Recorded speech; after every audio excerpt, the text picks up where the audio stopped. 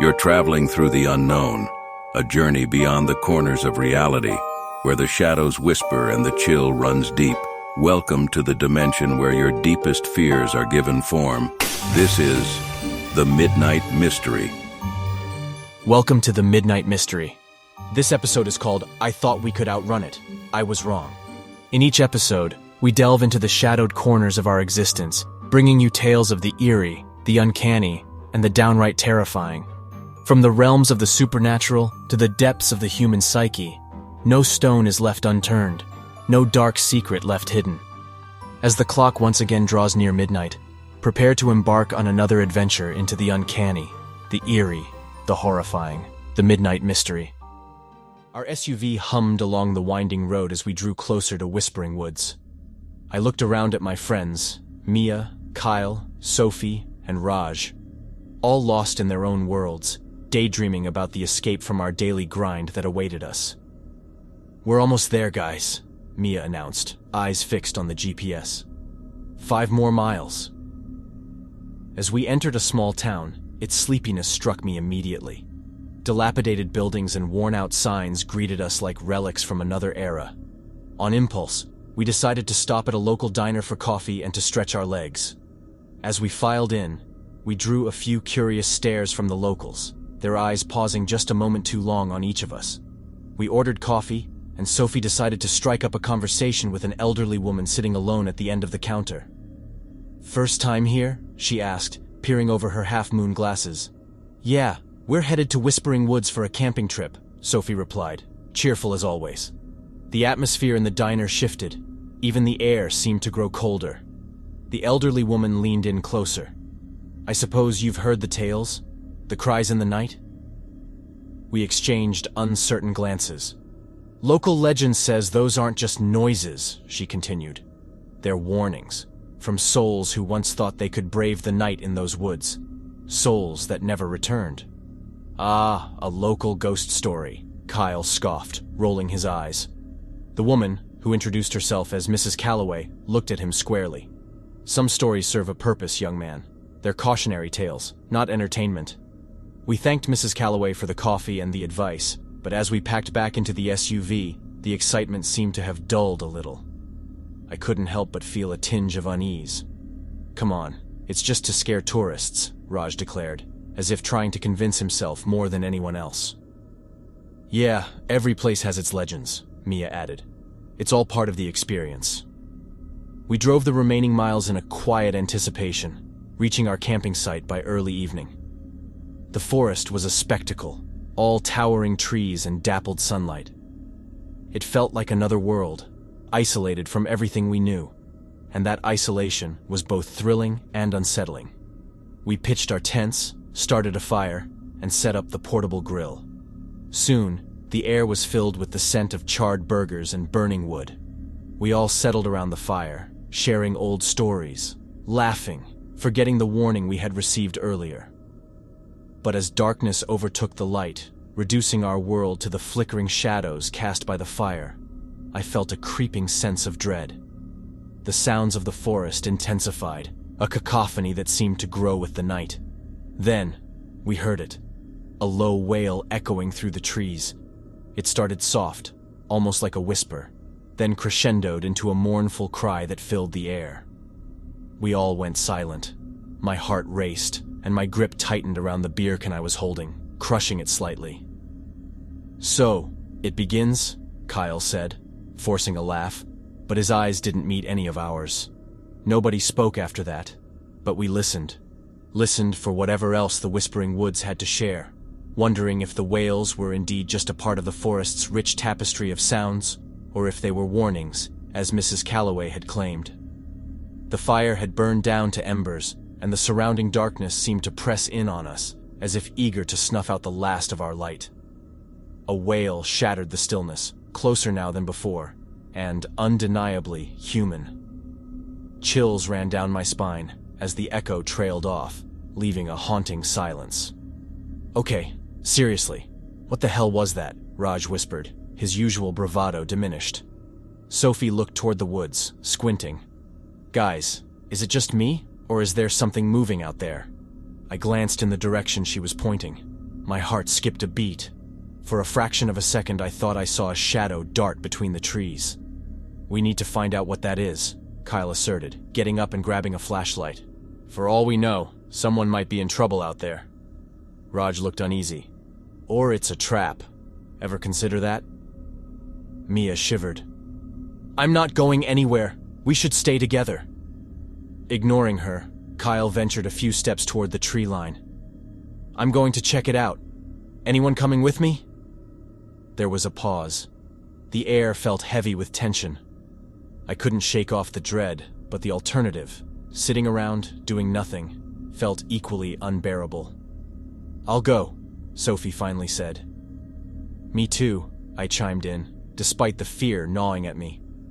Raj reluctantly agreed. Mia shook her head.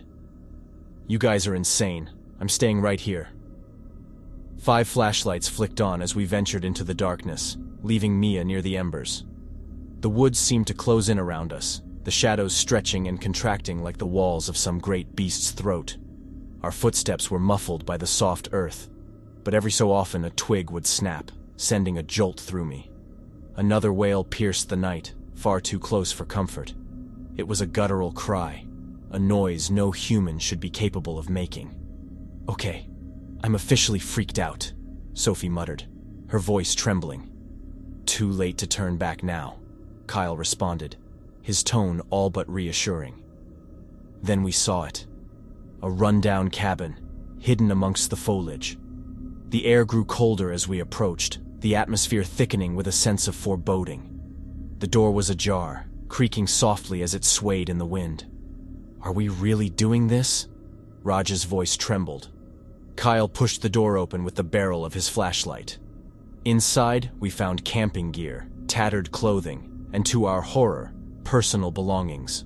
Wallets, IDs, and trinkets. Everything was covered in dust, abandoned long ago. But what struck me the most was a leather-bound journal on a wooden table. I picked it up and began to read. The entries were disjointed, erratic, and ended with a warning about a shape-shifting creature. Something that didn't just hunt, but tormented its victims. "We need to go, now," I urged, a sinking feeling forming in my gut. We raced back to the camp, hearts pounding, fearing the worst. As we broke through the tree line, we found Mia standing, paralyzed with terror. "I saw you, John," she stammered. "But it wasn't you. It was something else, imitating you. It spoke to me, and then I saw the real you coming from the other direction." We stood there, huddled near the dying embers of our campfire, trying to digest what Mia had just said. My doppelganger had been here, mimicking me, talking to her. The dread settling over me was thick, almost suffocating. "So, it can look like us? Sound like us?" Sophie's voice trembled as she spoke. "Yes," I confirmed, clutching the leather-bound journal I had taken from the cabin. "According to this, it doesn't just hunt, it torments. It wants to break us mentally before going in for the kill." "Damn, that's straight out of a horror movie," Raj muttered, nervously glancing around the darkened forest that enveloped us. "But what does it want? Why does it torment?" Kyle questioned, trying to keep his voice steady. "I don't think we want to stick around long enough to find out," I replied, snapping the journal shut. Another wail echoed through the trees, this time impossibly close. So close it seemed to vibrate the very air around us. We all turned our flashlights toward the source of the sound, but saw nothing. "We need a plan," Kyle said, his voice tinged with desperation. "What plan can you make for something like this?" Sophie retorted, her voice tinged with hysteria. "It can be any one of us at any moment." "We stay in pairs," Raj suggested. "That way we can keep an eye on each other. No one goes anywhere alone, not even to take a leak." It seemed as good an idea as any. Mia and Sophie paired up, as did Raj and Kyle. I was left alone, clutching the journal and flashlight like talismans that could ward off evil. "I'm going to try and make a fire bigger. Maybe create some sort of perimeter," I announced. "A bigger fire might not stop the creature, but it might buy us some visibility, some time." I collected sticks and leaves, occasionally glancing back to make sure I was still within eyesight of the group. After a few minutes of labor, The fire roared back to life, crackling and popping as if in defiance of the shadowy menace lurking beyond. That's when I heard it, my own voice coming from the darkness, calling for help in a desperate scream. "Guys, did you hear that?" Kyle yelled.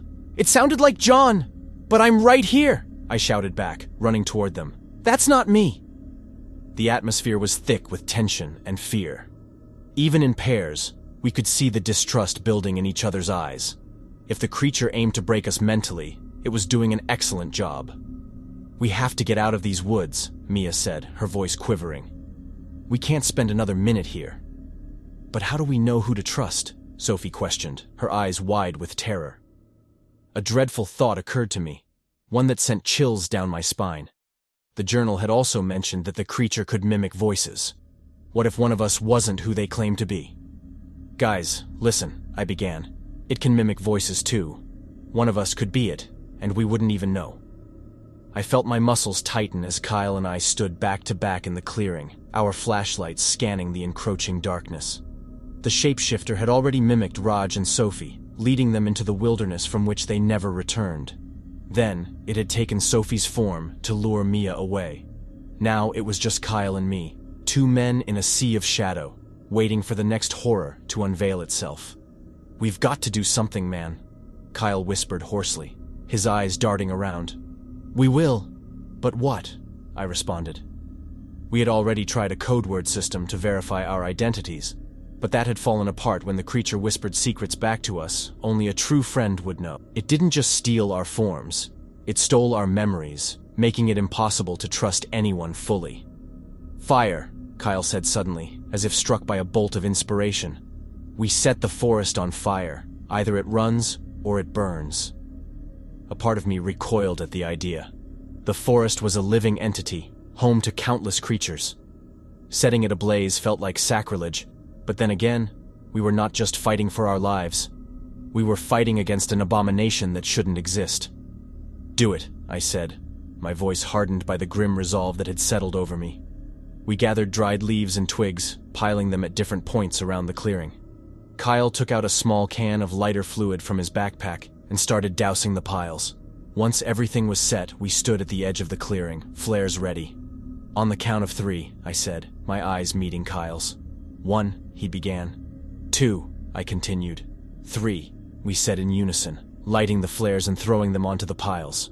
Fire erupted almost instantly, roaring and crackling as it spread from pile to pile, quickly forming a ring around the clearing. The intense heat pushed back the night, and for a brief moment, I felt as if we had regained control.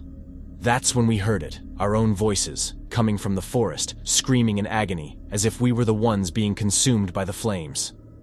"It's trying to mess with our heads," Kyle shouted, clutching his flashlight like a weapon. I nodded, trying to focus, but it was hard. The screams were so lifelike, so filled with pain, that it felt like a knife twisting in my gut. And then, emerging from the wall of flames, came Mia, or something that looked exactly like her. Her eyes were wild, her face twisted in a cruel smile that was nothing short of predatory. "Kyle, it's your sister. Help me," she, or it, pleaded. Kyle hesitated for a fraction of a second, which felt like an eternity. "No, you're not her," he finally said, his voice tinged with a sorrow I couldn't begin to comprehend. The thing that looked like Mia let out a screech that morphed into a guttural growl, its face contorting into something monstrous, just as the fire behind it surged, engulfing it in a plume of smoke and flame. The inferno roared around us, casting the forest in an apocalyptic light. The heat was suffocating, but it was fear that truly choked us. We had set this blaze as a desperate measure, and now it was time to run. No looking back. "We've got to go now!" Kyle screamed over the cacophony of the crackling fire and snapping timber. I nodded, and we both broke into a sprint, our footsteps muffled by the chaos surrounding us. We zigzagged through the trees, avoiding falling embers and leaping over burning logs. All the while, a guttural growl echoed behind us, growing ever closer. We were being hunted. The boundary of the forest was just visible now, a dark silhouette against the flames. I pumped my arms harder, urging my legs to carry me faster. We were almost there. That's when I heard it.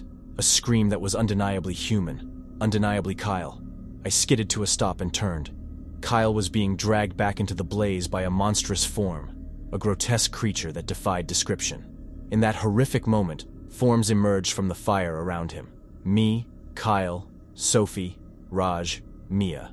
But these weren't mere imitations. They were part of the creature, like appendages, morphing and shifting in grotesque choreography. It didn't just mimic, it assimilated. For a moment, our eyes met, Kyle's and mine, and in them I saw a silent plea. Then he was gone, swallowed by the monster and the flames. The survival instinct is a powerful thing. It drowns out logic, compassion, even guilt. I turned and ran, powered by raw adrenaline and the primal need to escape. I burst through the forest's edge and into the road, stumbling and collapsing onto the asphalt. Headlights pierced the darkness, and a vehicle screeched to a halt. The driver, a middle-aged man with a horrified expression, rushed out and dragged me away from the edge of the now-burning forest. "Jesus, man, what happened?" he gasped as he pulled me into the car and sped away. I couldn't answer. Words failed me. As we drove to the nearest town, I sat in stunned silence, replaying the night's horrors over and over in my mind. I was delivered to the local emergency room, my body in shock, my mind fractured. As doctors and nurses swirled around me, their words were distant echoes, incomprehensible and meaningless. Eventually, I was alone in a sterile room, the events of the night sinking in. My friends were gone, absorbed by that abomination. I had escaped, but at what cost? Could I even call it escape? I was still trapped, you see, in memories, in nightmares, in a never-ending loop of guilt and terror. The police questioned me, of course. Searches were conducted, but the forest fire had left nothing to find. I was sent home with a label, traumatized, but otherwise unscathed. Life moved on, as it tends to do. But I remained stuck, a shell haunted by that night, by the creature, by the faces of my friends. My only solace was the twisted comfort in knowing the forest had burned down, hopefully taking that monster with it. But even that was short-lived. Months later, reports surfaced, disappearances in a forest on the other side of the country, and the chilling tales that accompanied them sounded eerily familiar. I knew then that it was not over. The creature was out there, somewhere, mimicking, assimilating, and waiting for its next unsuspecting victims.